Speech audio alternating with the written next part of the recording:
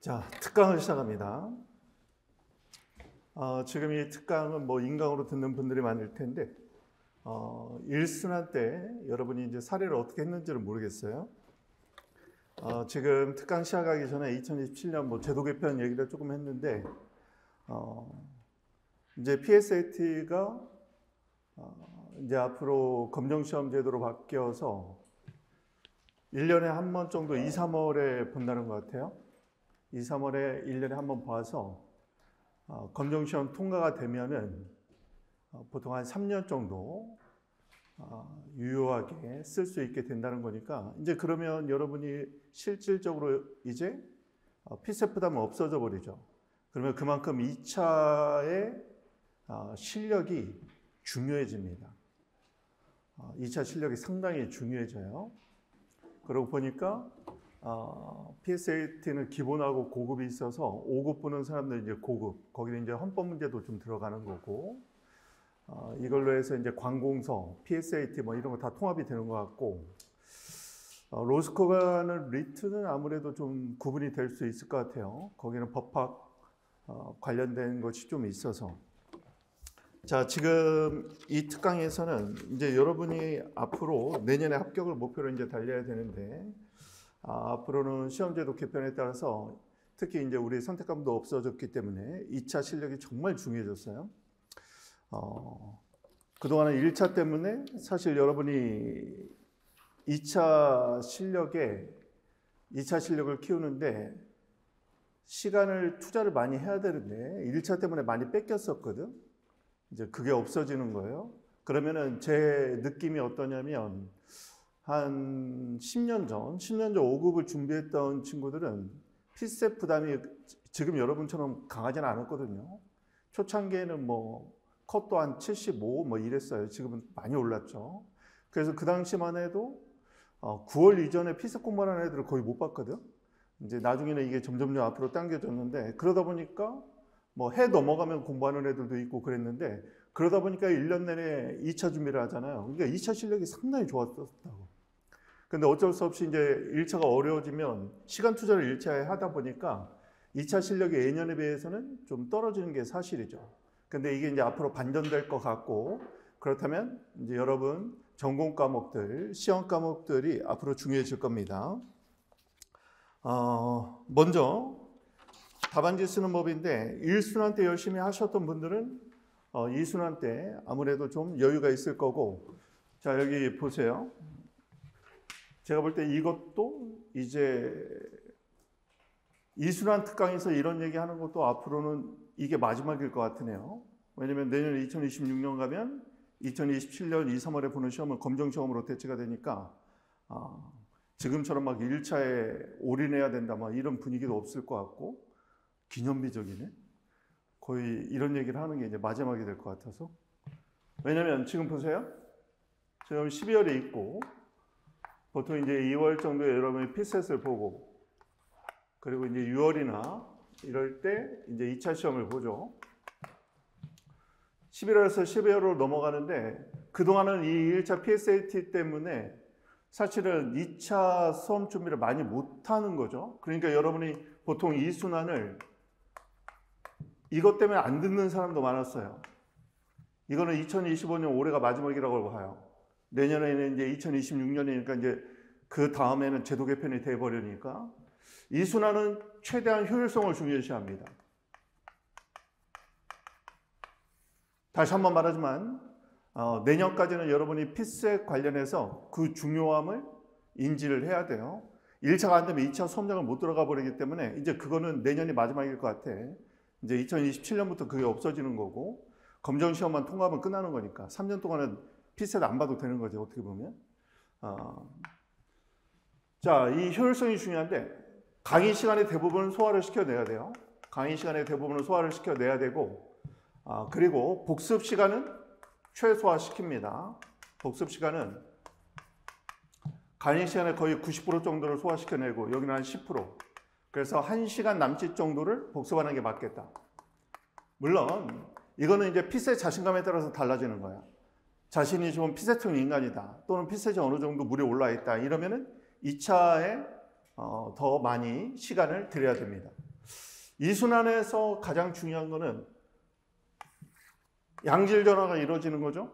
물론 1순환부터 사례 훈련을 많이 하신 분들은 상관이 없습니다만 대부분은 우리 신림동 소원가의 전반적인 분위기는 보통 예비순환 때 기본 개념이 익히고 1순환까지는 시험은 보되 그래도 내용적으로 양적 축적을 하는 거죠.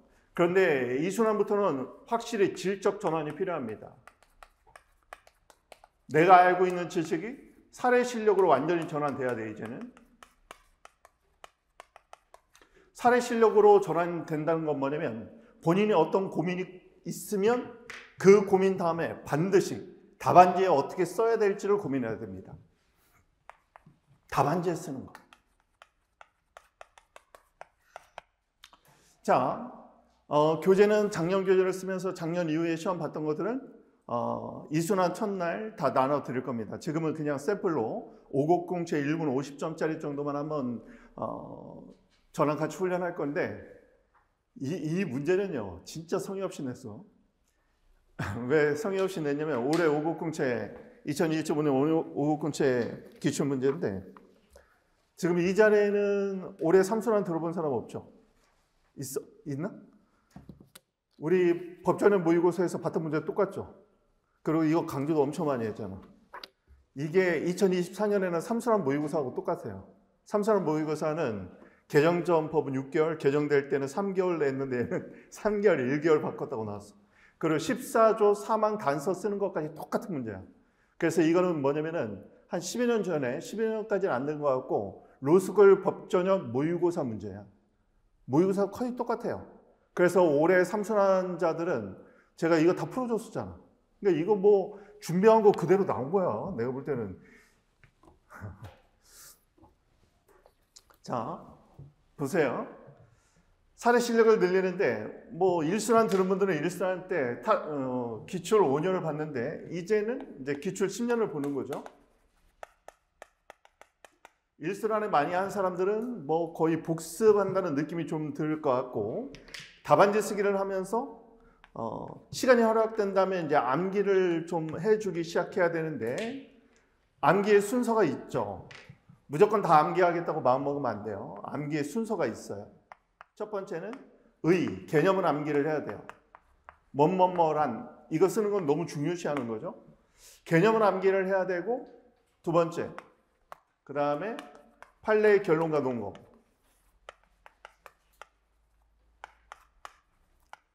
그 다음에 이제 학설인데요. 교수님들은 채점할 때 학설 쓰는 거 중요시합니다. 그래서 학설을 안 쓰면 안 돼요, 사실은. 그런데 보통은요, 시간 내에 다 못 쓰는 사람들은 어쩔 수 없이 배점이 높은 순서대로 써야 되기 때문에 배점이 높은 것은 포섭이에요. 사안포섭. 그 다음에 재판실무의 판례가 중요하죠. 그 다음에 학설 순이야. 그러니까 중요도를 여기에 포진시키라는 거지 학설을 안 쓰면 안 됩니다, 사실. 그리고 이제 2027년부터 이 제도 개편이 여러분한테 오는 어떤 영향이 뭔지 제가 방금 말씀드렸어요. 이제 2차를 지금 같은 실력으로는 안 돼, 이제는. 지금은 피셋과의 균형 때문에 2차에 너무 올인을 안 시켜요. 왜냐면 여러분 피셋은 안 되면 안 된다는 걸 알기 때문에 피셋 많이 하세요. 이런 얘기 많이 했단 말이야. 근데 검정시험으로 바뀌면 한번 통과되면 3년 동안 그냥 그거 쓸 수 있다는 거잖아. 그러니까 이제 앞으로는 어떻게 돼요?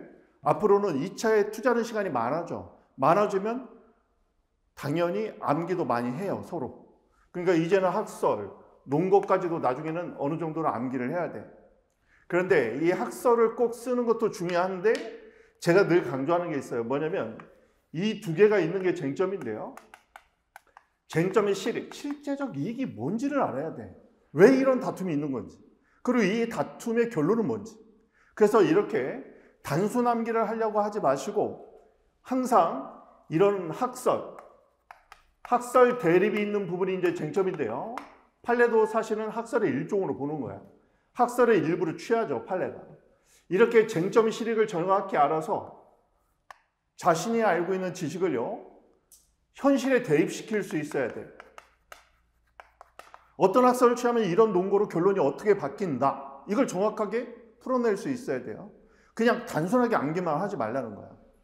예를 들면 가장 비근한 예예요. 통치행위는 중요한 쟁점이 아니었는데 작년에 12.3 비상계엄 때문에 중요해졌단 말이에요. 그러면 지금 보세요. 통치행위나 행정법 제일 먼저 나와. 그런데요, 통치행위가 뭐야? 개념. 통치행위가 뭐야? 개념을 알아야 될 거 아니야. 뭐예요, 통치행위가? 이럴 때 내 기억을 끄집어 올려주는 방아쇠가 되는 단어 한두 단어가 꼭 나와야 돼. 그럼 통치행위 하면 통치행위와 연관되는 연상 단어가 뭘까? 이런 것들을 앞으로 만들어 놔야 돼. 그리고 연상 단어만 떠올라. 안 되죠. 연상 단어 가지고 문장을 완성하는 연습을 머릿속에 계속 굴려봐야 돼. 통치는 뭐야? 고도의 정치적 성격. 고도의 정치적 성격이야. 시력은 뭔데? 뭐 개념에서 나중에 시력까지도 이제 뽑아질 건데, 통치는 사법심사에서 제외시키자는 거예요. 이걸 아는 게 중요한 거죠. 두 단어. 통치행위란 고도의 정치적 성격을 지닌 행위로서 법으로부터 자유로운 영역. 그러니까 법적 심사를 받지 않아야 되니까 시력은 사법심사예요. 사법심사로부터 자유로울 수 있는 영역이란 말이에요. 그리고 법으로부터 자유롭기 때문에 나중에 보면 법률 유보 원칙이라든가, 유보는 다른 말로 근거예요. 이런 것들도 별로 필요 없다는 거야. 그러면 현실 대입을 하면 어떻게 돼요? 통치행위에 대해서 소송을 제기하면 어떻게 된다는 거야? 각하시킨다는 얘기예요. 야, 이건 재판 대상이 아니야, 가져가. 이게 각하죠. 그것까지 알아야 된다고. 통치행위인데 이걸 다투겠다고 하면 결론이 어떻게 나온다고요? 각하돼 버린다고. 손해배상 청구를 하면 어떻게 된다는 거예요? 위법성을 심사할 수 없다고, 법원에서. 그렇지만 이게 명백하게 국민의 기본권을 침해하면 그럴 때는 손해배상할 수 있도록 위법성 심사해야 되는 거 아니야? 그렇게 권리구제 필요성이 또 나온단 말이지. 그런 걸 아는 게 우리한테는 중요하다는 거예요. 그런 걸 아는 게. 무슨 말인지 알겠죠? 여러분이 지금 알아야 될 건 뭐냐면, 사례라는 걸 너무 뜬구름 잡는 식으로 공부하지 마세요. 사례가 나오면요, 여기서 쟁점은 뭐고, 그리고 이것이 어떤 실익을 갖고 있는지, 그리고 그런 학살 다툼에 관해서는 결론이 어떻게 바뀌는지, 그 결론에 따라서 각자 어떤 논거가 있단 말이야. 누군가는 이래요. 통치행위나 사법심사 되면 안 돼. 사법심사 대상성을 통치행위라는 관념을 긍정하면서 사법심사 안 된다고 주장하는 쪽에서는 뭐라고 얘기하냐면, 야, 뭐 법치주의도 좋고 다 좋은데 일제세대처럼 우리나라 망하면 그게 무슨 의미야. 국가 존립이 우선이지. 야, 국가가 망했는데 법치주의 떠들고 있어?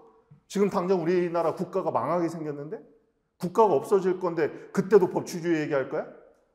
이런 얘기가 나오는 거예요. 이런 걸 우리가 멋있게 표현할 때 뭐라고 얘기하냐면, 필요는 법을 모른다. 이거 굉장히 유명한 말이거든. 필요는 법을 모른다. 정말 필요하다면 법은 무시할 수도 있는 거다. 국가 존립과 관계되어 있다면. 그건 예외로 삼자는 거예요.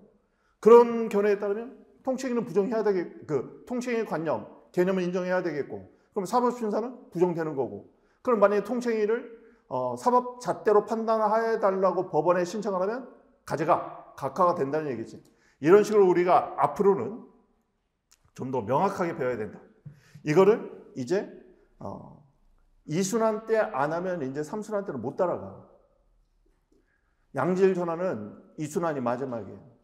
이 얘기를 하는 이유는 뭐냐면, 3순환 때는 이제 필수 부담이 없지 않아. 1차 끝났기 때문에. 다 열심히 해. 그리고 3순환 때는 정말 암기에 하루에 3, 4시간, 거의 4시간씩을 써야 돼요. 그때는. 왜? 암기해야 쓸 거 아니야, 답안지. 막 암기해야 되는데 거기다 이해도 해야 되고, 거기다 막 사례풀이 뭐 공식도 익혀야 되고, 이게 사실은 단계별로 훈련이 안 되어 있으면 수행이 안 되는 거예요. 자, 지금 1순환 때 사례 훈련이 되어 있는 사람도 있고 또 안 돼 있는 사람도 있을 겁니다. 둘 다 중요한 거 뭐냐면, 2순환에서는 사례를 반드시 익혀놔야 된다. 그래야 1차 끝나고 3순환 때 본격적인 암기를 하면서도 답안지를 어떻게 써야 되는지 나름대로 본인의 틀이 형성돼 있어야 실력이 향상되는 거예요. 자, 2순환이 중요합니다. 2순환이 중요해요. 그런데 필세 때문에 그동안 2순환이 날림으로 많이 지나갔어요. 선생님이 볼 때는 필셋의 부담이 강해지면 강해질수록 학생들의 실력이 떨어지는 건 제가 볼 때는 2순환이 문제가 생기는 거예요. 3순환은 어차피 1차 끝났으니까 다들 2차만 하잖아. 문제는 뭐냐면 2순환에서 예비순환, 1순환 때 자기가 양적 축적하고 교과서도 읽었어. 그러면 결국 2순환쯤 가가지고 사례 실력으로 전환시킬 때 정말 사례 훈련을 열심히 해야 되는데 피세 부담해서 갑자기 2순환을 안 듣거나 또는 듣더라도 제대로 소화를 못하거나 그러다 보니까 3순환 넘어가서 소화가 잘 안 돼. 왜요? 여러분 3순환 때는 어떻게 해야 돼? 2순환 때는 우리가 우리 시험을 포함한 5급 공채, 입법고시 포함한 법원행시, 변호사 시험, 그리고 뭐 가끔 노무사, 뭐 이런 것까지 우리가 다 다룰 거란 말이야.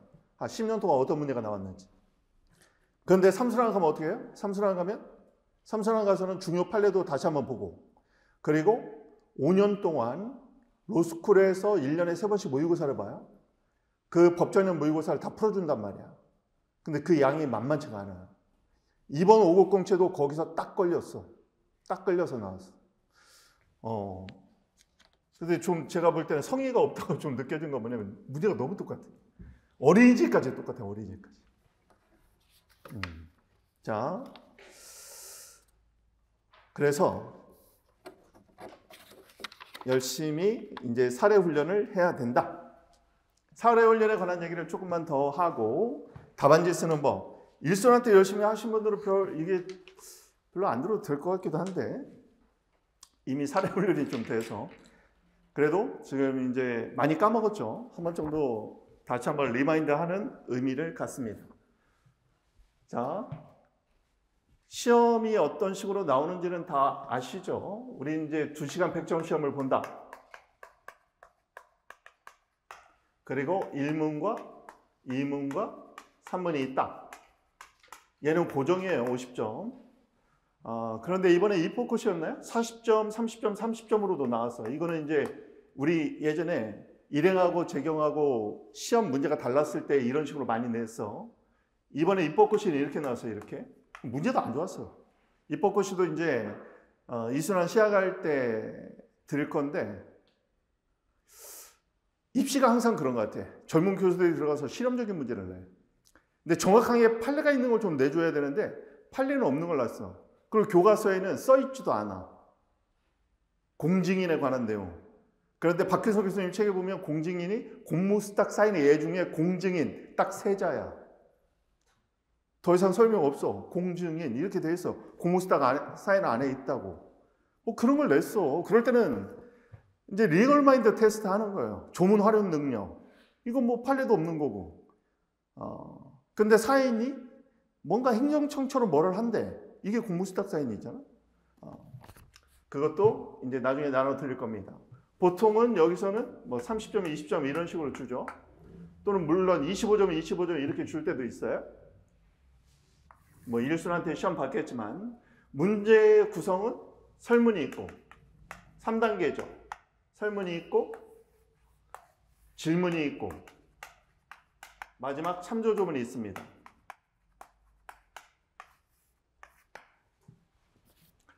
자, 행정법이요. 역대 과락이 제일 많이 나오는 이유는 얘 때문에 그래. 다른 법 과목에는 이게 없어. 우리는요. 설문하고 질문이 한 페이지면 얘가 거의 2페이지, 3페이지죠. 그래서 이거 읽다가 시간을 다 날려버리는 거야. 그래서 어느 순간부터 애들이 안 읽어요. 여기를 잘. 자, 이렇게 이루어져 있다는 거 기억을 하십니다. 자, 훈련을 할 때는요. 우리가 필세 문제 풀거나 뭐 영어 같은 거 시험 볼 때도 마찬가지인데 질문을 먼저 읽는 연습을 하는 게 좋아요. 질문 읽고 쟁점을 파악합니다. 먼저 질문을 읽는 이유는 뭐냐면 질문에서 쟁점을 추론하는 능력을 좀 길러야 돼. 논리적으로 추론해야 돼요. 추론 훈련을 하는 겁니다. 이 훈련이 정말 중요해요. 자, 여러분이 다른 거는 복습 안 해도 상관없는데 이것만은 반드시 복습해야 됩니다. 뭐냐면 앞으로 2순환이 넘어가면요. 이 질문을 보고 쟁점을 파악하는데 본인이 놓친 게 반드시 있단 말이야. 그러면 옆에다가 나중에 포스트잇을 붙이는데 포스트잇을 이렇게 붙여야 돼. 앞면에다 내용을 다 쓰면 안 돼요. 앞면에다가는 힌트만 써. 그리고 이 종이의 뒷면에다가 내용을 적는 거야. 그래서 교과서가 이렇게 있으면 포스트잇이 이렇게 삐쭉삐쭉 이렇게 나오게 만들어가지고 시간 없을 때는 얘만 보는 거예요. 그래서 이 질문을 가지고 얘는 나중에 복습할 때 많이 활용해야 돼. 복습을 필수적으로 해야 돼, 이거는. 질문 가지고. 두 번째. 질문을 보면요. 아, 하자 승계를 물어봤구나. 아, 하자 치유 쪽을 물어봤다. 이렇게 감을 잡고 올라가야 돼. 그래야 이번에서 여러분이 어느 정도 예측 가능성을 가지고 문제를 접하기 시작하는 거지. 그 다음에는 설문을 읽는 거예요, 설문을 읽으면서 법리적으로 분석을 해야 돼요. 이게 바로 리걸 마인드야. 자, 우리나라 지금 엔비디아에서 GPU 26만 년 받는 것 때문에 막 난리가 났죠. 우리나라에서 피지컬 AI를 실험하기 위한 조치라고 얘기를 하는데 이제 행정적 조치들이 굉장히 많이 나올 겁니다. 26만 장을 돌리려면 전기가 어느 정도 필요하다고 해요? 냉장고 1000만 대 정도 돌리는 전기가 필요하대. 그런데 뿐만 아니라 얘가 열 받잖아. 그 열을 식혀주는데 거의 50% 정도의 전력이 필요하대요. 그러니까 삼성이 지금 냉각회사 독일 회사를 인수한 이유가 뭐야? 바로 이거야. 데이터 센터를 구축할 때 냉각하는 기술이 중요하다는 거야. 또. 그러니까 그런 게 다 맞물려 있어요. 그런데 요즘은요. AI한테 돌리잖아요. 그러면 AI가 제일 잘해주는 것 중에 하나가 뭐냐면 이 두 가지야. 이 두 가지. 그래서 변호사는 동생들하고도 얘기를 해보면 고객이 왔는데 좀 연로하신 분이 오셨어요. 막 두서없이 얘기한단 말이야. 아, 내가 뭐 억울해 죽겠는데 천천히 얘기해보세요. 막 두서없이 얘기를 해.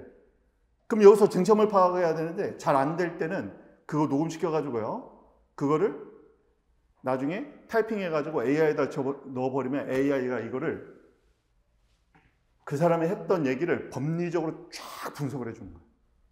그리고 야, 소장 좀 써줘. 그럼 소장도 써준대. 근데 문제는 뭐냐? AI 요 녀석이 가끔 거짓말을 시켜. 없는 판례를 적어줘. 그런데 변호사 한 애가 없는 판례를 AI가 가르쳐줬는데 그거를 확인도 안 해보고 법원에 제출했다가 딱 걸려가지고 법원에서 징계 조치해달라고 변협에 요구하고 그 로펌에서 잘렸대. 뉴스에도 나온 얘기예요. 왜냐면 AI가 이렇게 써준 거 있잖아요. 이거를 이제 나중에 복사 떠가지고 옮기면은 그 따옴표가 좀 바뀐데 그거를 수정을 안 하면 아유 이거 AI 돌려가지고 재미나이 그대로 긁어서 냈구나. 이렇게 서로 아는 거야. 근데 문제는 뭐냐면 얘가 판례를 가르쳐줬는데 판례를 보니까 없는 판례야. 지가 지어냈어. 실제로. 그래서 그거를 검색을 해보는 게 요즘 판사들이 귀찮은 일이래요. 변호사 애들이 막 판례번호를 적어서 냈는데 이 판례가 진짜 있는 판례가 판사도 다 외우지 못하잖아. 그래서 지금 그거를 검색하는데 그게 검색하는 게 너무 귀찮잖아. 법원이. 그래가지고 지금 법원이 AI 두 회사하고 접촉해서 법원에서도 AI 사용하기 위해서 지금 공개 입찰 중이야. 그 공개 입찰되면 어떻게 하는 거야? 야, 없는 판례 걸러줘. 그러면 또 얘가 야, 없는 판례 다 빨간색으로 체크해줘. 이게 이제 가능해지는 거지. 그런 시대에 왔어, 지금. 그런 시대에. 그래서 제가 좋아하는 양본 변호사 밑에 뭐 어수도 한 6명 있는데 재판하다가 갑자기 상대방이 답변서를 제출했는데 내가 모르는 판례 사안을 민사 판례인데 그게 딱 있더라는 거야. 그래서 야, 얘네 이런 거 어떻게 찾았지? 갑자기 우리가 이제 궁지에 몰려서 상대방의 반대 논리를 전개하는 판례를 찾아낸 거야. 그래 AI 돌려보니까 AI 다 나오더래. 그 판례야. 그 판례에 또 대응하는 판례가 있더래. 그래서 그거 적어서 다 준댔대. 지금 이제 누가 하는 거예요? AI가 싸우는 거예요, 이제. 그러면 우리도 앞으로는 공직에도 AI가 많이 작용을 하겠죠. 그런데 AI를 돌릴 때도 질문을 잘해야 되기 때문에 아는 사람이 질문하는 거예요. 그러니까 여러분처럼 정확히 꿰뚫고 있는 쟁점을 잡고 있는 사람이 이 부분을 더 이렇게 알려줘 해야 더 좋은 답변이 나오는 거예요. 그래서 알아야 질문하는 거예요. 알아야. 무슨 말인지 알겠죠? 정책을 만들 때도 알아야 잘하는 거야. 그래서 나중에 여러분 학교 가면 인문학책 같은 것도 많이 읽고 사람에 대한 고민을 심화시켜야 된다는 거야. 자, 이 법리적 분석을 할 줄 알아야 돼. 결국 우리가 개념을 잘 알아야 된다는 건 이 법리적 분석을 하기 위한 도구가 되는 거예요. 그래서 여기서는 법리적 분석에서는 이게 법학 개념을 정확히 이해하고 있어야 돼. 자, 그리고 나서 다시 질문을 보는 거예요. 그리고 이제 중요 쟁점과 부수 쟁점까지 찾는 겁니다. 찾고 결론까지 낼 줄 알아야 돼요. 물론 그 결론에 따른 논거도 암기가 돼 있어야겠죠. 결론과 논거가 딱 나와야 돼요.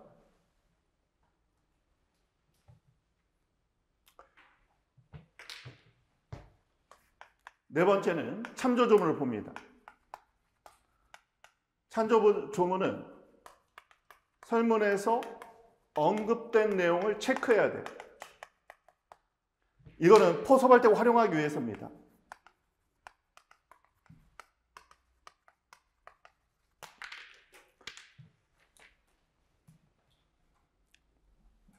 결국 사례라는 건 크게 보면요. 첫 번째 단계에서는 사실관계 분석이 필요해요. 사실관계 법리적 분석이 필요해요. 사실관계를 제대로 분석하지 않으면 엉뚱한 결론이 나와요. 엉뚱한 쟁점을 찾아버려. 이렇게 사실관계를 분석하는 게 중요하고, 두 번째는 그 사실관계 분석과 질문에 따라서 이 쟁점을 추출하는, 이게 가장 중요한 거죠. 사례에서 제일 중요한 거 하나를 얘기하면 얘예요, 얘. 근데 쟁점을 정확하게 도출하기 위해서는 사실관계 분석이 정확하게 이루어진 게 전제가 되는 거예요. 그러니까 이 훈련을 많이 해야 돼.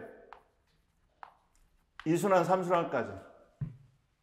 그리고 마지막은, 이거는 훈련하면 또 금방 돼요. 나중에 포섭 능력. 3단 논법에 맞게 포섭을 해야 돼요. 3단 논법. 사실관계.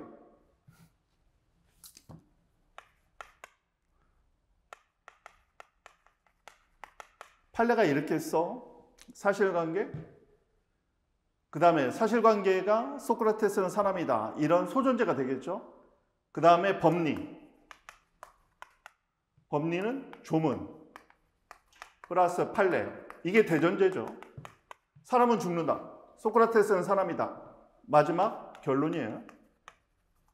이게 포섭이지.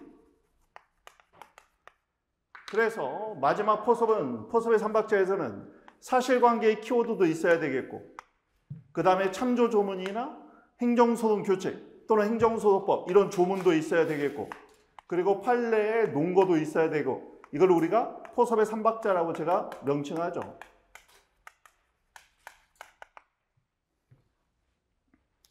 나중에 여러분이요, 시간이 돼서 중요 판례를 보면은, 지금은 판례까지 보러 가면은 이순환은 필세 때문에 학습량을 좀 제가 최소화하려고 노력을 하는데, 판례를 보면 이런 식으로 되어 있어요. 여러분 대법원 판례를 보면은 대법원 판례를 법령정보센터라든가 아니면 대법원 사이트에 들어가서 보면은 원심 판례가 있죠. 그럼 원심 판례를 클릭해서 들어가 봐요.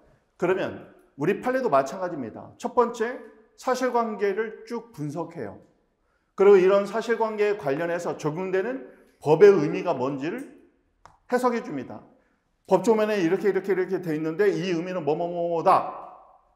그러면서 과거 판례, 대법원 판례가 있으면 대법원 판례 번호도 막 적어줘요. 그리고 나서 나중에 결론이 나오는 거야. 우리도 똑같은 과정이에요. 사실관계 분석, 그 사실관계에 적용해야 될 법리를 찾아내는 거, 이게 쟁점 추출이지. 여기서 쟁점을 잘 찾아야 돼요. 물론 사실관계 분석을 못 해버리면 쟁점을 엉뚱하게 찾아버려요. 자, 내년 3순환 때 풀어볼 텐데 여기 보세요. 올해 10월 달에 로스쿨 전국 모의고사에 이런 문제가 나왔어. 무슨 문제가 나왔냐면, 갑이 일정한 신청을 했다가 1차 거부 처분이 나왔어요. 그래서 갑이 새로운 증빙 자료를 제출해서 이의 신청을 해요. 그랬더니 갑의 이의 신청에 대해서 기각 결정이 나옵니다. 기각 결정이 나왔더니 나중에 이 사람이 의무행위 심판을 제기해요.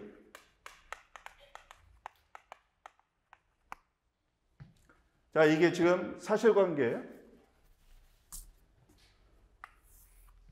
첫 번째 질문은 뭐냐면 이 거부 처분에 대해서 얘가 만약에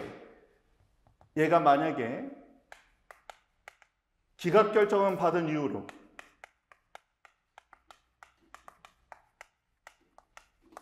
기각 결정 송달 후 심판 청구 없이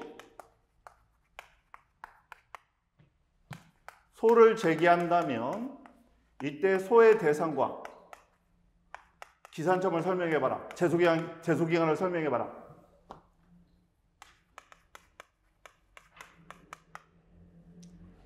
자, 이런 말이 나올 거예요. 두 번째는 만약에 의무인 심판을 제기했는데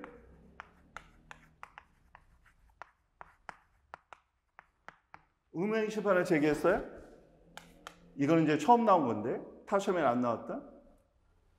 의무인 심판의 인용 결정이 확정됩니다. 즉 인용 재결이라고 쓸게요. 인용 재결이 나왔어요.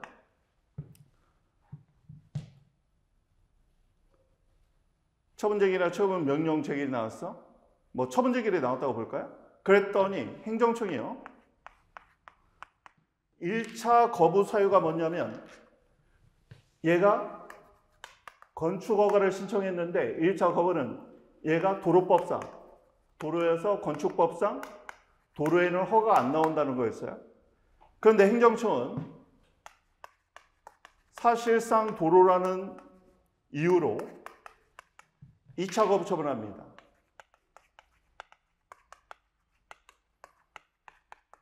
족법하냐 이렇게 물어봤어. 자, 이 문제는요. 사실 우리 이번에 삼순환도 그렇고 A급으로 찍었던 쟁점이란 말이야. 지금 여러분이 1순환을 하고 거의 다 까먹었을 거라는 전제하에서 보면 이제 쟁점을 못 찾을 것 같긴 한데,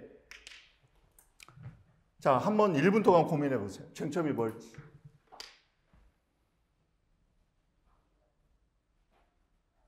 물론 뭐 날짜는 지금 복잡하게 안 줬어요. 나중에 소재기 할 때 보면은 당연히 1차 거부 처분은 재송에 도가 됐고 기각 결정 송달은 재송에 도가 되지 않고, 자, 먼저 저하고 한번 같이 들어가 봅니다. 기각 결정 송달 후 행정심판 청구 없이 소재기를 했대요. 여기서 추론할 수 있는 게 뭐예요? 얘는 행정심판이라는 걸 줬기 때문에 논란이 없어. 근데 기각결정이 나왔는데 뭐에 대한 기각결정? 이의신청에 대한 기각결정이잖아요. 자,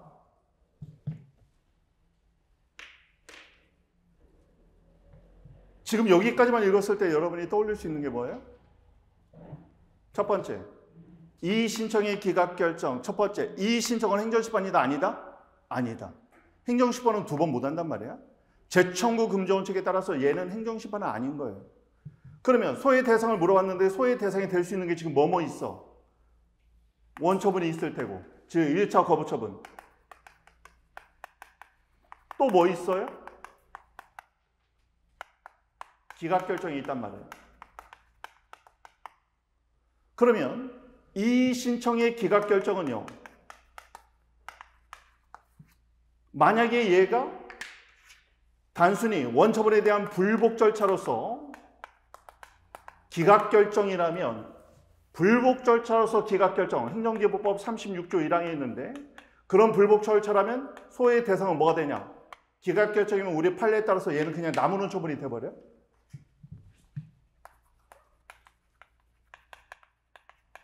이게 판례예요. 그런데 문제는 뭐냐면 이 신청 자체가 불복 절차이지 않을 때가 있다고 했는데 그 핵심 키워드가 이겁니다. 이 신청을 제기했는데 새로운 서류를 제기하면 신청은 이의신청이라고 써놨지만 신청, 제목, 여하에도 불구하고 새로운 신청의 취지가 있다, 이런 판례가 있단 말이에요.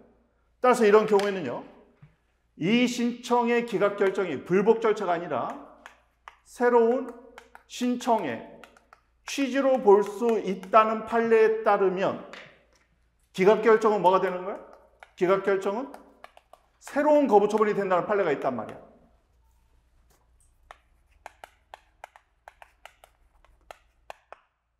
결국 핵심은 뭡니까? 이 쟁점의 핵심은 뭐야? 첫 번째 소의 대상에서 물어봤을 때 기각 결정의 성격을 뭘로 볼 것인가에 딱 포커스가 맞춰져 있는 거예요. 기각 결정의 성격이 뭐냐는 다시 이 신청의 성격이 뭐냐로 결정됩니다. 이 신청은요, 행정심판이 아닌 불복 절차야. 그런데 우리 판례가 예외적으로 불복의 의미보다는 새로운 신청의 취지를 담고 있는 걸로 보여진다면 그게 바로 이 증빙자료 제출의 이 힌트거든. 그러면은 얘는 불복 절차로서의 이의 신청이 아니라 새로운 허가 신청으로 봐야 된다는 거야. 그 판례를 아느냐 모르느냐로 이 쟁점은 결정이 되는 거예요. 따라서 만약에 불복 절차를 한다면 행정기본법 36조 1항, 제소기간은 행정기본법 36조 4항으로 가고 끝나버려요. 그렇지만 판례에 따라서 새로운 허가를 신청하는 취지가 있다면 그러면 기각 결정 자체가 새로운 거부 처분이 되는 겁니다. 그러면 제소기간은 그냥 20조 1항으로 가겠죠. 그럼 여기서 쟁점 이름은 뭘까? 나중에 암기장에서 보면요, 이렇게 된단 말이야. 만약에 기각 결정이 새로운 거부 처분을 본다면 거부가 2번이나 나왔잖아요. 반복된 거부행위의 처분성.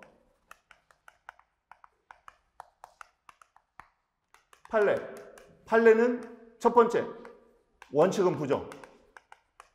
왜? 1차 거부 처분이 이미 나왔기 때문에 반복되는 행위는 새로운 법률 요건은 없다고 보는 거야. 새로운 불이익이 없다는 거죠. 두 번째, 예외는 뭐예요? 그런데 새로운 신청이 있어서 새롭게 거부했다면 그 거부는 새로운 거부 처분을 보겠다는 거죠. 2번과 관련해서 판례가 썼던 말이 바로 이거였단 말이에요. 새로운 신청의 취지가 있다면 2차 거부는 새로운 거부 처분이 되는데 이 새로운 신청과 관련해서 우리 판례는 신청의 제목, 이 제목이라는 키워드가 딱 나와야 돼요. 신청 제목 여하에도 불구하고 신청 제목은 이 신청으로 써있지만 알고 보니까 얘는 새로운 허가 신청의 취지가 있어. 신청 제목 여하에도 불구하고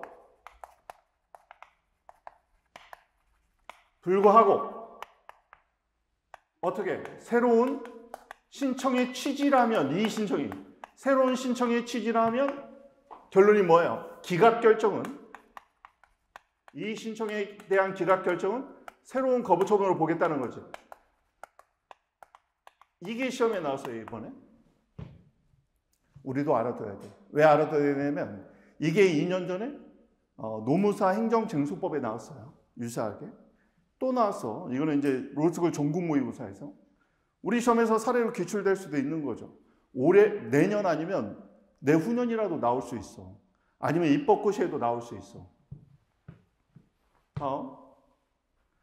2번.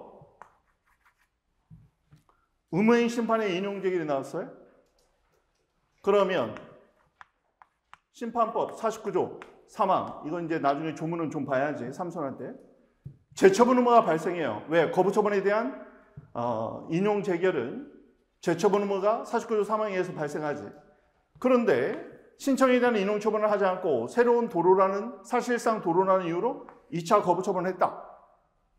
여러분은 지금 이순한테 배워야 될 게 이거야. 자, 보세요. 그럼 2차 거부 처분은 적법한가 물어보면 쟁점은 뭐예요?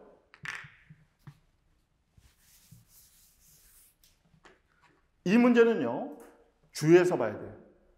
왜냐면 우리 시험을 포함해서 행정법 전체 시험 문제에서 기속력은 취소 판결 확정 이외에는 잘 나온 적이 없었어. 근데 지금 쟤는 뭐예요? 인용 재결도 당연히 기속력이 발생하거든. 근데 저런 식으로 시험 문제는 낸 적은 없어요. 그러면 시험 문제는 뭐야? 기속력 위반 여부가 문제가 되는 거예요. 이걸 찾아야죠. 기속력에 따른 재처분 의무가 있는데 다시 거부했대잖아요. 그러면 이 기속력을 위반했는지가 쟁점이야. 잘 보세요. 지금은 이제 적는 게 중요한 게 아니야. 제가 이걸 시험 보고 나서 우리 그 변호사 시험 준비하는 시험이 지금 50일밖에 안 남았거든. 1월 6일 날 시험이에요. 근데 10월 종로 로스쿨 모의고사 다 보고 나서 이거 답안지 상담을 하는데 쟁점을 찾은 애가 제대로 쟁점을 찾은 애가 없어. 그러니까 사례를 너무 잘못 배워놓은 거야, 애들이. 로스쿨 다니면서. 적어도 여러분이 2순환이 끝나고 3순환까지 넘어갔을 때는 정말 이런 답안지가 나오면 안 돼. 보세요. 시험에서 기속력 위반 여부가 문제가 되면 기속력 위반 여부는 다시 두 쟁점으로 나눠져. 첫 번째는 객관적 범위는 한계예요. 그 범위를 넘으면 한계 일탈이 되는 거니까. 객관적 범위가 쟁점이 되는 게 있고, 두 번째는 시간적 한계가 쟁점이 되는 경우가 있단 말이야. 그러면 수험 팁으로 제가 가르쳐 주는 건 뭐냐면 기속력의 객관적 범위가 쟁점이 될 때는 어떻게 나오냐면 처분청이 다른 사유로 동일한 처분을 했다 이 말이 나와. 그러면 기속력의 시간적 한계가 문제가 될 때는 뭐냐면 처분 시 이후에 법령이 개정됐거나 사실관계가 변경돼서 그에 근거해서 했다고 나와. 그러면 사안은 지금 어떻게 돼요? 1차 거부처분은 건축법상 도로에는 건축하게 해줄 수 없다. 왜냐면 이 도로법상 도로는 사람이 다녀야 되니까 건축을 하면 안 되는 거지. 그런데 2차 거부는 사실상 도로란 말은 뭐냐면 도로법상 도로는 아닌데 사실상 사람들이 도로로 사용하고 있다는 거야. 그러면 객관적 범위가 지금 쟁점이에요? 시간적 범위가 쟁점이에요? 법령 개정됐다는 말 안 나왔잖아. 객관적 범위가 쟁점이라는 거야. 그러면 여기서 다음 객관적 범위가 문제가 될 때는 그러면 키는 뭐야? 사례를 해결하는 키는 객관적 범위는 일반론을 알아야겠죠. 일반론을 언급할 필요는 있어. 일반론은 뭐냐면 기존의 객관적 범위는 주문 플러스 이유인데 이 이유를 우리 판례는 뭘로 봐요? 구체적 위법 사유일 텐데 그 구체적 위법 사유를 뭘로 판단한다? 기본적, 사실관계, 동일성으로 판단한다. 따라서 마지막 질문의 키는 여기서 결정되는 거야. 따라서 도로법상 도로와 사실상 도로가 기본적 사실관계 동일성이 있느냐 없느냐. 그러면 시간적 한계가 문제가 될 때는 뭐가 문제가 돼요? 기속력의 시적 한계는 뭘로 결정된다고? 처분의 위법 판단의 기준시로 결정돼요. 그러니까 여기에서는 부수행정이 뭐야? 위법 판단의 기준시를 체크해야 돼. 그럼 판례에 따라서 처분시니까 처분시 이후에는 시간적 한계를 넘어서 범위를 넘어서 이 개정된 법령에는 기속이 미치지 않는다 이렇게 가면 돼요. 그럼 여기서는 기사동 도로법상 또는 건축법상 도로와 사실상 도로는 기본적으로 사실관계 동일성이 있어요 없어요? 있어 없어? 판례에 따르면 있어 없어?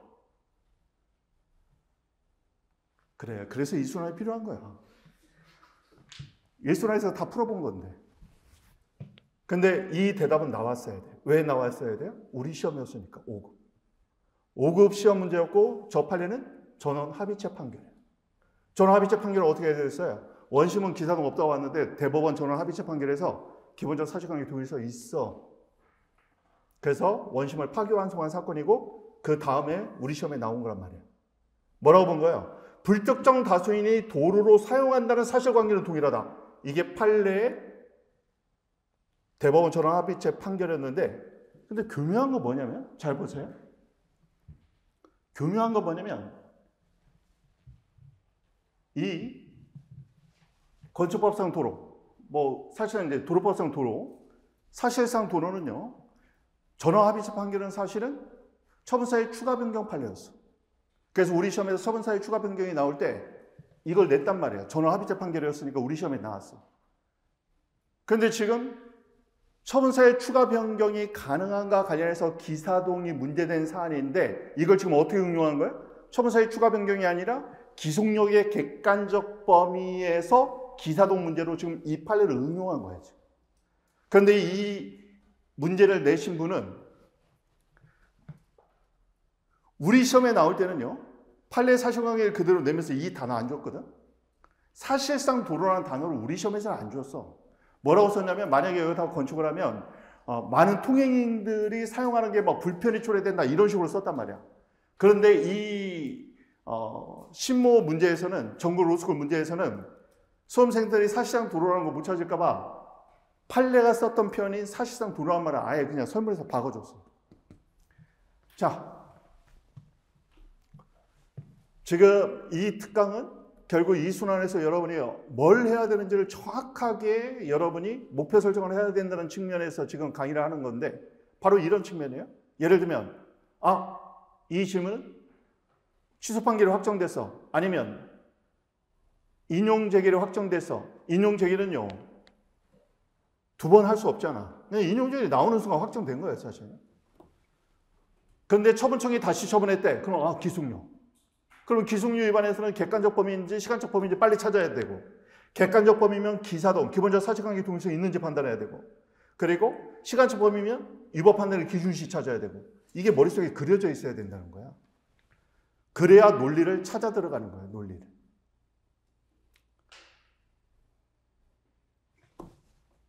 자, 다시 한번 보세요.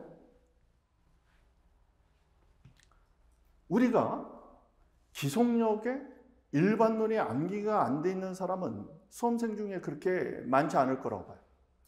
일반론 암기가 돼 있는데 정작 실전에서 사례풀이 할 때는 어떤 식으로 가르마를 타야 되는지, 어떻게 쟁점이 나눠지고 그 쟁점을 어떻게 찾는지, 여기는 다른 사유로 처분했다는 표현, 여기는 처분시효에 개정된 조례에 근거해서 처분했다, 개정된 법률에 근거해서 처분했다, 이런 말이 나올 거란 말이에요.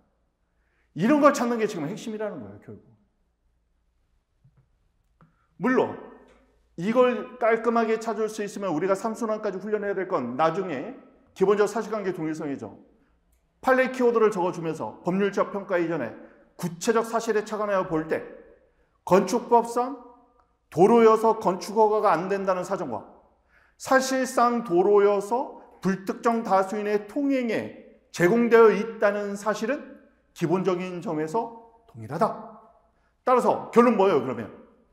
기본적 사실관계 동일성이 있으므로 2차 거부처분은 기속력의 객관적 범위 내에 해당된다. 그럼 어떻게 되는 거예요? 기속력 위반이다. 그러면 위법하고 당연무효이다. 명백하니까. 이렇게 결론을 찍어줘야 되는 거예요. 논리를 타고 되는. 그래서 나중에는요, 한 2줄 정도, 제가 막 그냥 한 줄 브리핑이라고 쓰지만 사실은 한 2줄, 3줄이 나와도 돼. 그동안 자기가 논의한 걸 다 써야 되는 거야. 건축법상 도로와 사실상 도로는 기본적 사실관계 동일성이 인정되는 바 기속력의 객관적 범위 내이고, 따라서 2차 거부처분은 기속력에 반해서 위법하다. 그러므로 또는 질문이 만약에 갑의 주장은 타당하나 물어보면 따라서 이러이러함으로 위법하다는 갑의 주장은 타당하다. 이렇게 써주는 거지. 그래서 나중에 복습할 때 어떻게 하라고요? 질문을 보고 쟁점을 찾고 나서 마지막 결론을 얘기할 때는 두리뭉실하게 얘기하지 말고 이러므로 이렇고 그래서 이렇고 그러므로 질문에 대한 답은 뭐다. 이렇게 써줘야 된다. 그동안 놓은 거 간단하게 브리핑하는 거야. 건축법상 도로와 사실상 도로는 기본적인 사실관계 동일성이 인정되므로 그래서 어쨌다고. 기속력의 객관적 범위 내에 포함된다. 그래서 어쨌다고. 따라서 이런 기속력에 반하는 2차 거부처분은 기속력에 반함으로 위법하다. 만약 위법하다는 주장이 있었다면 위법하다는 주장은 타당하다라고 써줘야 되는 거지. 자, 우리가 익혀야 될 건 바로 이거다. 자, 오늘 5공조의 사례풀이 기초훈련 자료 한번 펼쳐봅니다.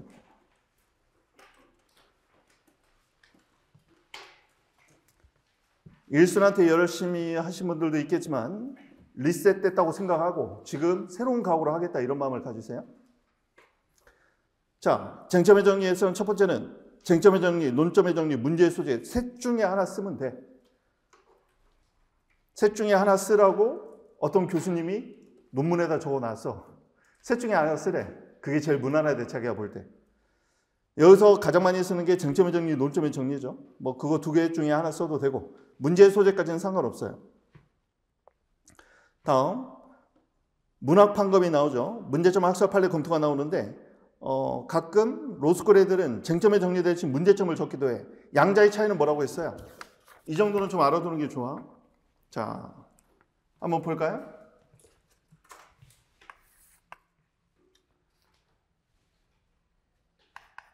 처음에 그냥 로마자 쓰는 게 좋아요. 쟁점의 정리 또는 논점의 정리를 쓰는데 어떻게 하라고요? 문제를 질문을 압축해. 질문은 많이 쓸 필요 없어. 쟁점을 정리하는 거예요. 쟁점 이름을 쓰면 돼. 무슨 쟁점이 문제된다. 뭐 쟁점이 두 개일 수도 있죠. 그러니까 여기서 우리한테 중요한 건 쟁점 이름을 암기해야 된다는 거야. 옛날에는 여기를 굉장히 자세히 썼어요. 옛날에 막 40점짜리 질문 형태가 있을 때. 지금은요. 그래봤자 여기 배점은 한 3점, 2점밖에 안 돼.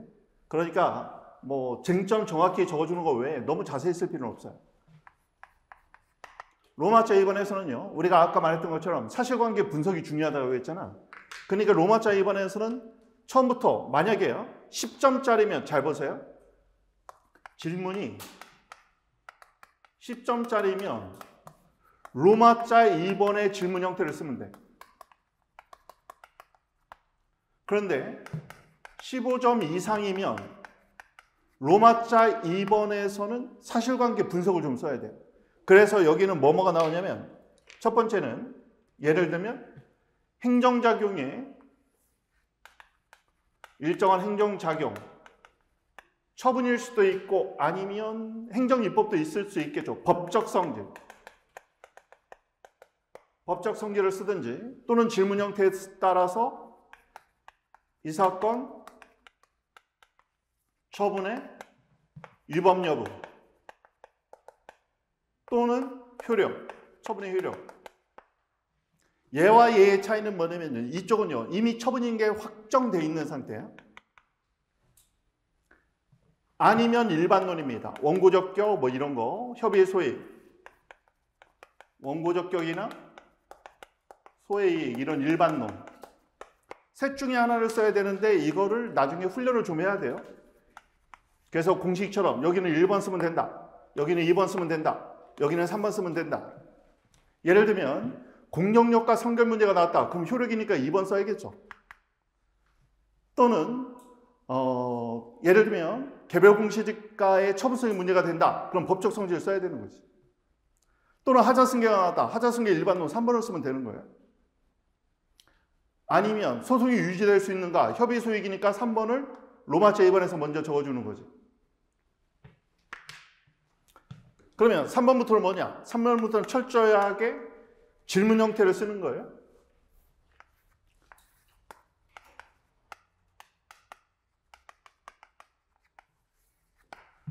질문 형태를 씁니다. 만약에요. 로마자 2번에서 법적 성질을 쓰지 않을 거면 여기다 녹여내야 돼요. 여기다. 이 안에다가. 그러면 질문 형태에서는 제가 1, 2, 3번을 적어주는데 꼭 이렇게 안 써도 되긴 합니다. 제일 중요한 건 뭐냐면 쟁점 이름이 들어가야 돼요. 만약에 쟁점 이름에서 문화판검을 쓸 거면 얘를 그냥 1번, 2번으로 끝내도 돼요. 쟁점 이름 사안의 경우. 자, 이거 다시 한번 얘기합니다. 보통 우리가 암기할 때 쟁점 이름에 문제점, 문학판검이 있죠. 그냥 문제점을 쟁점 안에다 쓸 것 같으면 1번을 생략하는 게 좋아. 굳이 뭐 여기도 문제점, 여기도 문제점 뭐 이렇게 쓸 필요는 없지. 그래서 질문 형태 밑에는 목차를 2개로 하든지 3개를 하든지 저는 3개를 하는 걸 선호를 하긴 합니다. 왜 3개를 하는지를 잘 보세요. 이것도 잘 드러나. 이거 중요하니까. 로마자 3번에서 질문 형태를 쓸 때, 자, 스타일 몇 개를 보여줄게요. 여기서는요, 예를 들면 의 및 근거 또는 의 및 내용, 이걸 써줘도 돼. 이걸 써주면 아라비스타 2번은 항상 쟁점 이름을 쓰세요.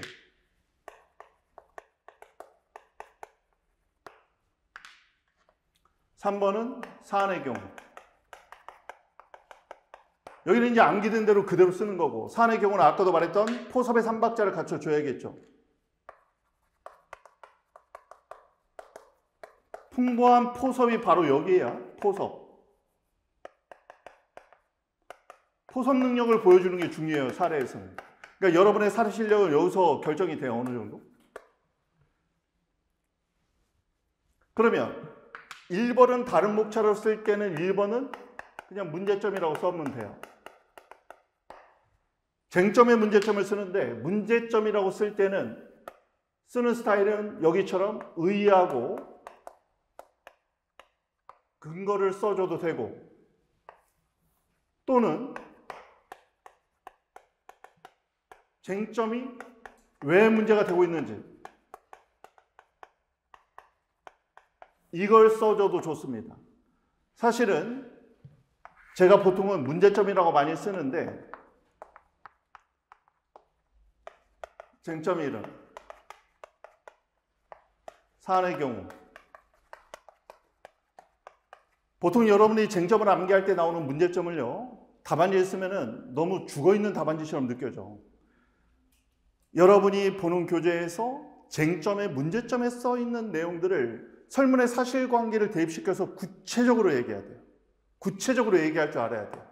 지금 올해 5급 공채 문제 샘플을 가지고 저랑 같이 한번 해봐야 됩니다. 결국은 사례는요, 여기서 사실관계 분석 능력, 사실관계 법리 분석, 결국 분석 능력과 포섭 능력을 테스트하는 거예요.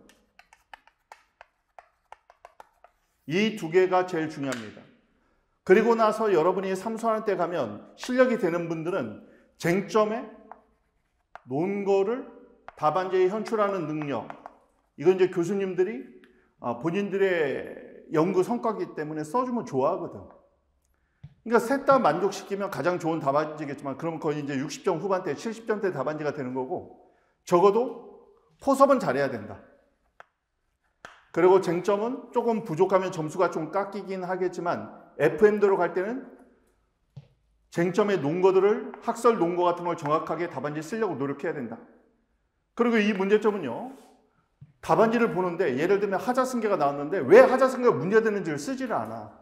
여기 한번 가볼게요.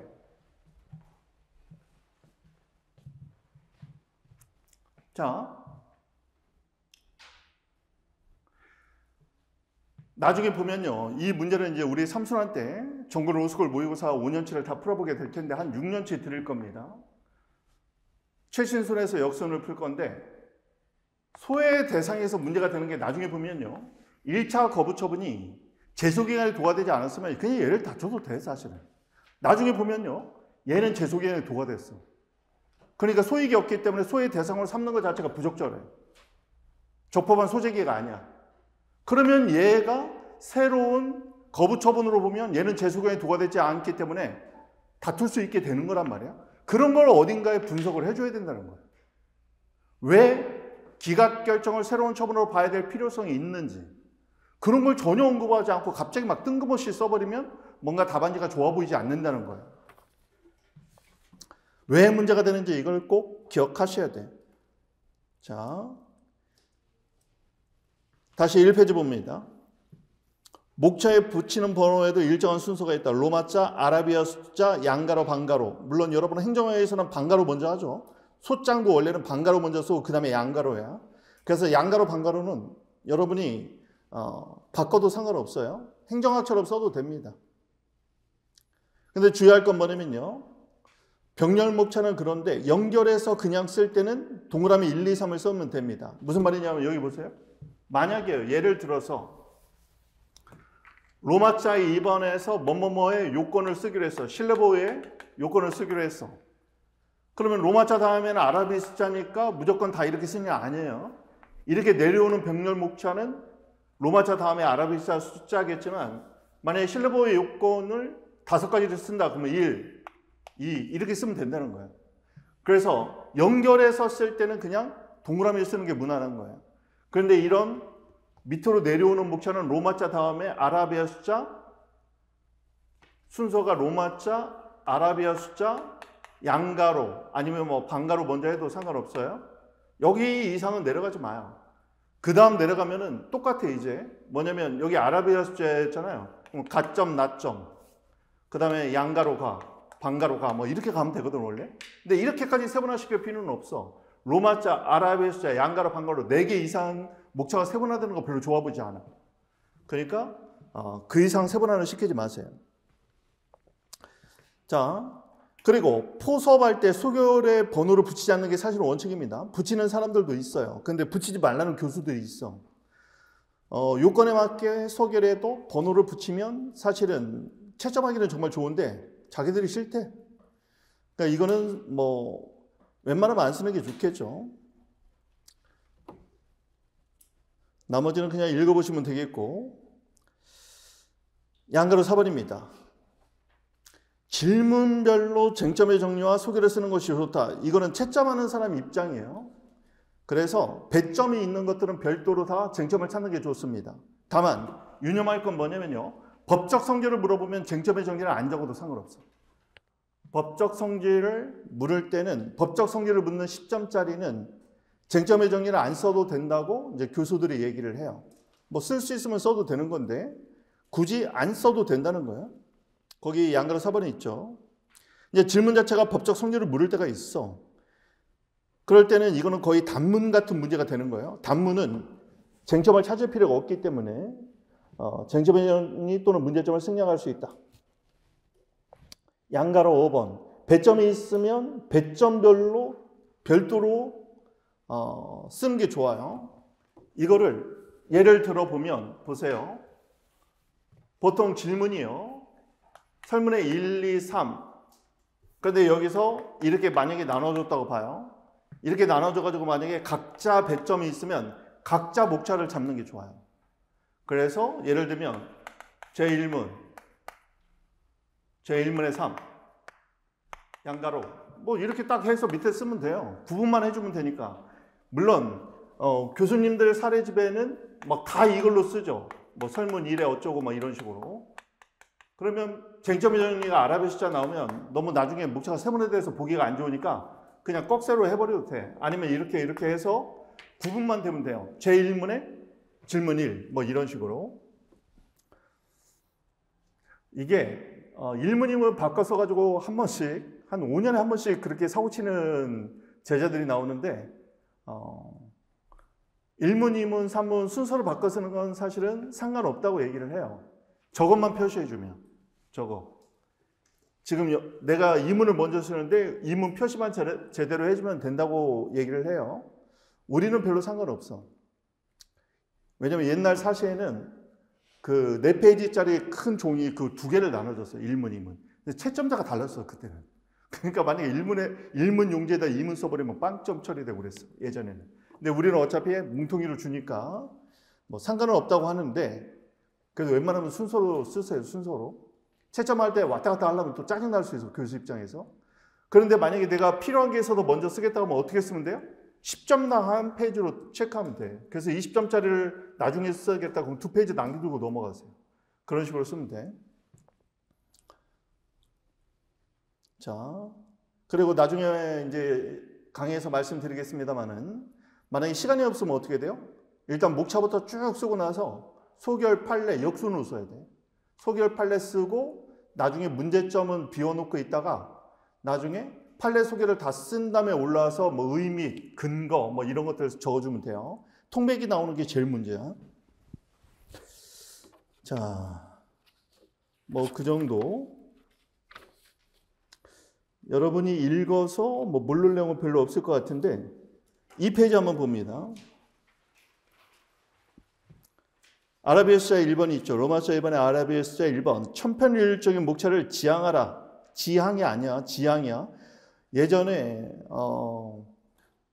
고시계에서 사시나 행시가 끝나고 나서 교수들의 그런 간평이 나오면은 제일 많은 지적사항이 천편일률적인 목차를 쓰지 말라는 거였어요. 그리고 일반론 너무 많이 쓰지 말라. 이 두 얘기가 제일 많았던 것 같아요. 천편일률적 목차를 안 쓰려면 어떻게 되냐면 그냥 질문 형태로 압축하면 돼요. 그리고 아라비아 숫자 2번 질문 형태를 큰 목차로 구성해라. 그리고 3번 세부 쟁점은 중간 목차로 위치시키면 됩니다. 뭐 나머지는 5번은 무슨 말이냐면 수미상응을 갖춰야 된다는 얘기는 뭐냐면 예를 들어서 이래요. 여기 봅니다. 만약에 법적 성질에서 처분성의 문제에 대해서 내가 처분 개념을 썼어요. 그럼 처분 개념, 행정청이 행하는 구체적 사실에 대한 법 집행, 공권력 행사 거부, 이에 준하는 행정작용 플러스 판례는 국민의 권리 의무에 직접 영향. 뭐 2번에다 만약에 판례를 적었다고 쳐요. 3번 사안의 경우. 사안의 경우가 나오면 이대로 포섭을 해줘야 된다는 거야. 이대로. 그래서 예전에는 포섭을 할 때 번호를 붙였어요. 이렇게. 지금도 이렇게 쓰는 교수님들도 있어. 지방 젊은 교수들 중에는 이렇게 쓰는 사람이 있어요. 사실 저는 이렇게 쓰는 게 나쁘지 않다고 봐. 왜냐면 이렇게 쓰면은 굉장히 논리적으로 보이고 그리고 채점하는 사람한테도 좋은데 예전에 박정훈 교수님이 베리에 와가지고 답안지 쓰는 법 하면서 이거 쓰지 말라고 했다는 거야. 제자가 와서 전해주더라고. 이거 포섭할 때는 번호 붙이지 말라고. 그래서 그 다음부터 쓰지 말라고 하는데 제가 로스쿨 답안지 채점하다 보면은 저 포섭할 때 번호 붙이는 애들이 있어. 그래서 왜 이 번호 붙이냐? 그랬더니 자기 학교 교수님은 붙여도 된다고 했대. 그럴 때 선생님 딜레마인 거죠. 10명이 교수가 있어. 그런데 8명은 붙여도 되는데 2명이 붙이지 말래. 그럼 어떻게 해야 될까요? 저는 붙이지 말라고 하지. 괜히 재수없게 얻어 걸려가지고 저거 포섭에 번호 붙였다고 괜히 불이익 주고 그러면 안 되잖아. 그러니까 한 명이라도 하지 말라면 안 하는 게 좋을 것 같아요. 그냥. 그럼 어떻게 해야 돼? 이럴 때 팁은 어떻게 한다고? 포섭하다가 요건이 끝나면 심표를 찍어주는 거야. 그래서 문장의 심표를 많이 찍는 게 좋은 건 아닌데 우리는 포섭할 때 요건별로 포섭할 때 계속 찍어주는 거예요. 그래서 요건에 따라서 내가 지금 이렇게 분설하고 있다는 거 보여주려고. 자, 시험 제도가 이제 뭐 개편돼서 2027년 뭐 필셋도 바뀐다고 하는데 제가 볼 때는 경제학은 좀 힘들 수 있지만 나머지 과목은 우리 입시에서도 그 CBT 컴퓨터로 시험 보는 거 있잖아요. 이게 지금 변호사 시험에는 완전히 정착이 돼버리죠. 그럼 우리도 이제 이게 정착될 가능성이 있어 나중에. 그 얘기를 하는 건 뭐냐면은 지금 여러분 답안지 보면은 막 컴퓨터 세대다 보니까 글씨가 막 날라다니잖아. 뭐라고 쓴지도 모르겠고. 그런데 CBT로 시험을 보잖아. 그러면은 일단은 쓰는 시간은 절약이 돼. 뭐 몰라서 못 쓰는 거지. 사실 뭐 타자가 늦어가지고 그런 건 아니거든. 근데 이게 뭐냐면 글자 틀리잖아요. 그러면 눈에 팍 들어와 버려. 그러니까 CBT로 시험을 보면 어떻게 되냐면 정말 키워드, 법률 용어를 정확하게 구사해야 돼. 정말 이상하게 막 암기가 이상하게 돼 있어가지고 용어 자체를 이상하게 쓰잖아요. 그럼 눈에 이질적이니까 눈에 확 들어와 버려. 그냥 그런 단어가. 컴퓨터 글씨니까 틀린 게 너무 잘 표시가 돼. 그래서 제가 보니까 CBT로 바뀌면 여러분들이 쓰는 부담은 줄어드는 대신 암기가 좀 더 철저해야 된다는 것을 느껴요. 자, 그 정도 보시면 되겠고 나머지는 그냥 쭉 읽어보시고 잠깐 휴식 한번 취한 다음에 실전에서 한번 보도록 할게요.